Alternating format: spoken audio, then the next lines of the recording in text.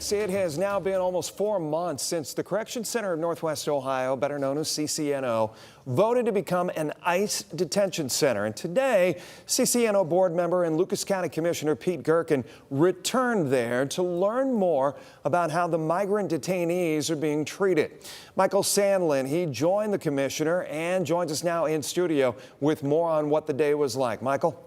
Jeff, Commissioner Gerken asked me to join him today to make sure this new direction for the jail is going by the book. He wanted to make sure due process is being followed and maintained. Already in. I see.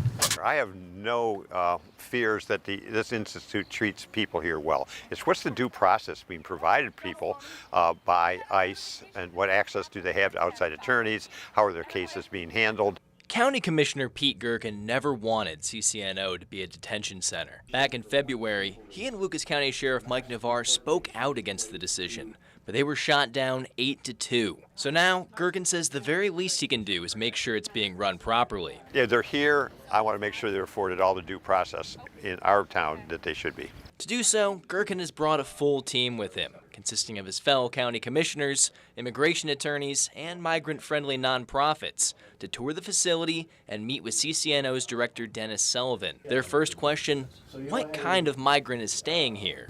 I'm thinking that you might have someone here who's just here without authorization, then that's the only crime that they have. You're talking for violating immigration laws, right? Yeah. Yes, that's possible, yeah. CCNO has 3 levels of security: minimum, medium, and maximum. According to Director Sullivan, the majority of the migrants currently staying in the jail live in the lowest level.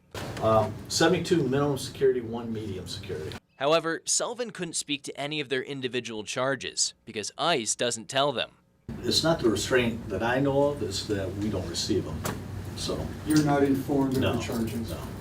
While they don't know the details of the migrants' detainment, Sullivan says CCNO does provide them representation, offering them access to an immigration attorney from Cleveland pro bono. WTOL 11 even witnessed a group receiving a video consultation off camera. After about a half hour of questions, the tour began, and the group got to see the actual living conditions. But we were not permitted to join them. There will be no pictures and stuff like that, okay? So what do they actually see? Gerken says he saw the migrants mixed in with the general jail population, and he says the conditions appear to be safe and accommodating. While Commissioner Gerken says some questions went unanswered today, They are hamstrung the same thing we are by ICE policies. he says this tour confirmed one big one. That the people ICE are picking up and bringing here regionally are low-level, probably civil complaints, people that may be undocumented. What we do not have here is the violent criminals that the administration says that they're intent of getting off our streets. Now Gerken says he and the county's lawyer intend to work with immigration attorneys to try to get some answers from ICE that CCNO couldn't answer. So, Michael, they did not get specific charges for the migrants who are being held there, but what other questions did they have for ICE? Well, Jeff, one that was top of mind for the group was what happens to the children of these migrants who were detained? Many of those kids are American citizens, but CCNO reps had no answers for what happens to them after their parents are detained.